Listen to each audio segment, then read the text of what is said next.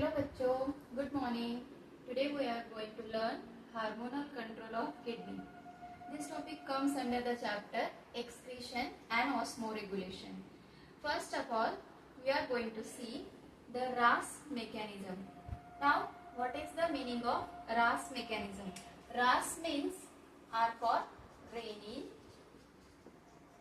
angiotensinogen, aldosterone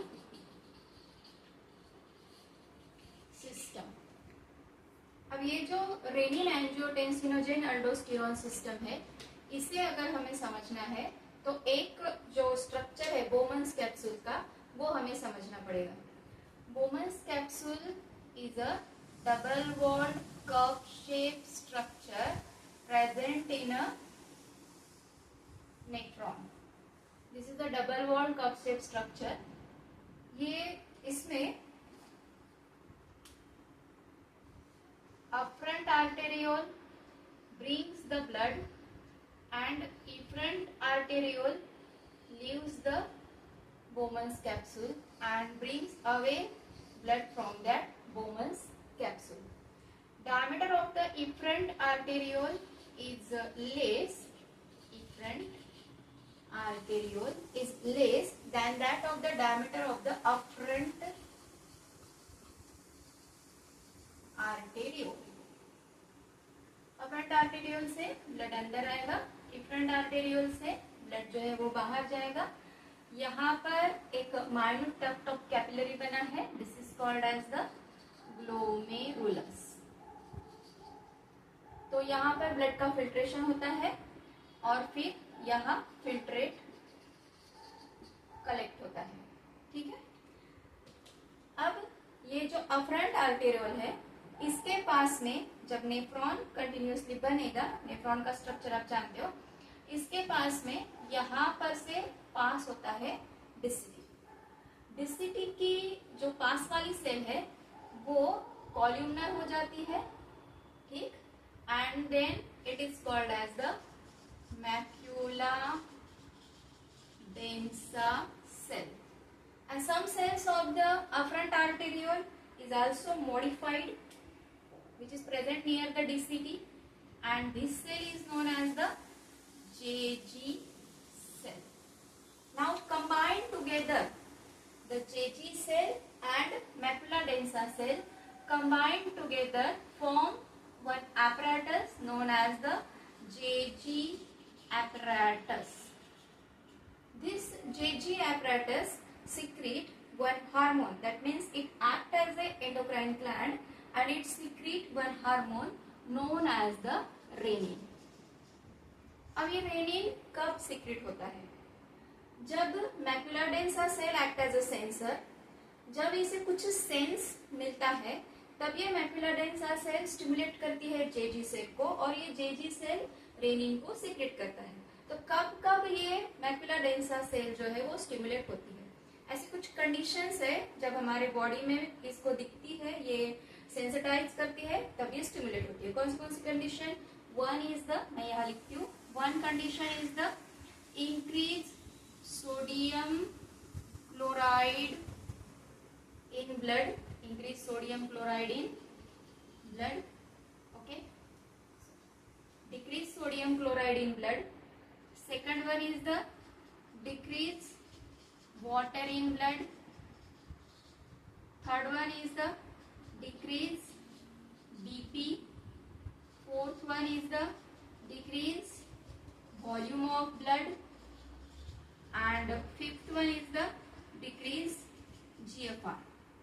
GFR means glomerular filtration rate.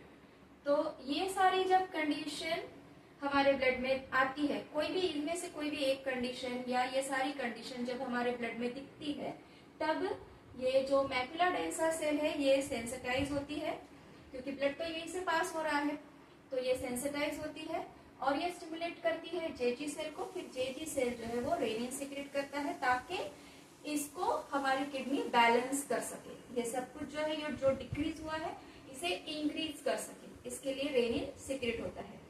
अब ये सारी कंडीशन आ गई. अब रेनिन रिलीज हुआ, हमारे ब्लड में ऑलरेडी एंजियोटेंसिनोजेन नाम का प्लाज्मा प्रोटीन, ये एंजियोटेंसिनोजेन क्या है? Plasma protein. This plasma protein is secreted by the liver. ये ऑलरेडी प्रेजेंट होता है, जेन का मतलब होता है इनएक्टिव फॉर्म में, तो ये इनएक्टिव फॉर्म में एंजियोटेंसिनोजेन नाम का प्लाज्मा प्रोटीन हमारे ब्लड में ऑलरेडी प्रेजेंट रहता ही है। तो ये angiotensinogen is converted into angiotensin 1 in presence of this renin। in presence of renin, जब रेनिन आ जाता है ब्लड में तब angiotensinogen is converted into angiotensin 1। अब ये जो एंजियोटेंसिन 1 है ये एक इंटरमीडिएट फैक्टर है, it again convert into angiotensin 2। Angiotensin 2। अब ये 1 जो है ये 2 में कैसे कन्वर्ट हो रहा है? ये कन्वर्ट होता है in presence of ACE। What is ACE? ACE is a converting enzyme, angiotensin converting enzyme। This angiotensin converting enzyme is secreted by the lungs। ये इसको कौन सिक्रेट करता है? lungs। ठीक है। अब ये जो angiotensin 2 है ये दो तरह से काम करता है। एक तो ये एक्ट करता है एड्रिनल ग्लैंड पे। एड्रिनल ग्लैंड, एड्रिनल ग्लैंड जो है ये किडनी के ऊपर प्रेजेंट होती है। Adrenal gland, this is also called as the suprarenal gland. ये like that, adrenal gland is also called as the suprarenal gland. Adrenal gland has two part, outer cortex and inner medulla। This hormone is act on a cortical part of the adrenal gland। adrenal gland के कौन से part पे ये act करता है? cortical part यानी cortex part पे ये काम करता है। Then cortex of the adrenal gland release one hormone known as the mineralocorticoid।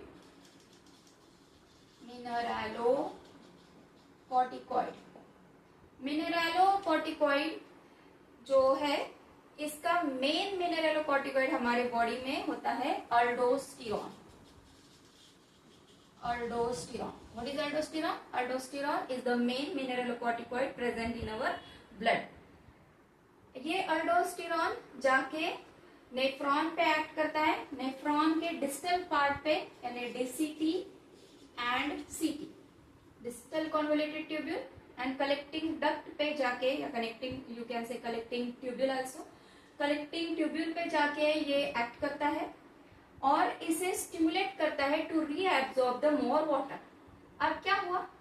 ये अल्डोस्टेरॉन के कंट्रोल में DCT ने और CT ने काम किया। This type of function is known as the conditional reabsorption। This type of reabsorption is called as the conditional reabsorption। क्या क्या reabsorb करता है फिर ये DCT और CT? वाटर reabsorb करेगा, सोडियम भी reabsorb करेगा। अगर इसने वाटर reabsorb किया और बॉडी में रखा तो सोडियम का लेवल, वाटर का लेवल बढ़ जाएगा, और सोडियम भी reabsorb करता है और बॉडी में रखता है, दैट मीन्स सोडियम का लेवल भी बढ़ जाएगा। तो इस तरह से सोडियम इंक्रीज हो गया, ब्लड भी क्या, वाटर भी क्या हो गया? इंक्रीज हो गया। अब वाटर इंक्रीज हो गया, दैट मीन्स ब्लड वॉल्यूम भी क्या हो गया? इंक्रीज हो गया। अब बचा कौन? BP इंक्रीज करना। तो ये दूसरा काम जो है ये करता है वासोकॉन्स्ट्रिक्शन का, वासोकॉन्स्ट्रिक्शन का काम करता है, ये सेकंड काम करता है। एंड ये जो है वासोकॉन्स्ट्रिक्शन किसका करता है? इफ्रंट आर्टेरियोल का। एंजियोटेंसिन 2 ये इफ्रंट आर्टेरियोल यहाँ जो दिख रहा है इसका डायमीटर कम करता है। अगर इसका डायमीटर कम हुआ, इसका तो डायमीटर जैसे है वैसे ही है, इसका कम हुआ, दैट मीन्स व्हाट? यहाँ पर प्रेशर और बढ़ गया। यहाँ पर प्रेशर बढ़ गया तो फिल्ट्रेट जो है वो ज्यादा बाहर निकलेगा, दैट मीन्स व्हाट? GFR बढ़ गया। ठीक है। और इसी तरह से ब्लड प्रेशर भी क्या हो गया? प्रेशर बढ़ गया, दैट मीन्स ब्लड प्रेशर भी बढ़ गया।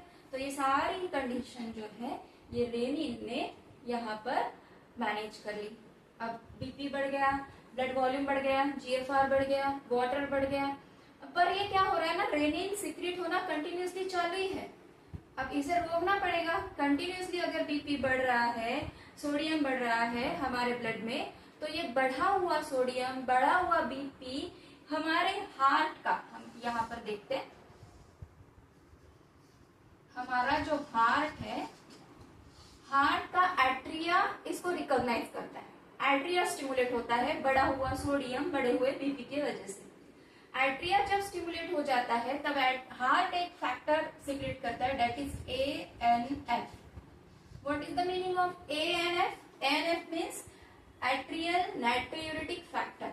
मैं यहाँ लिखती हूँ, atrial नाइट्रोयूरेटिक factor. What is the meaning of नाइट्रोयूरेटिक? ये नाइट्रोयूरेसिस करता है। NF क्या करता है? नाइट्रोयूरेसिस। और क्या करता है ये? डायूरेसिस। और क्या करता है? डायूरेसिस। नाइट्रोयूरेसिस किया और क्या किया इसने? डायूरेसिस किया। Diuresis means what?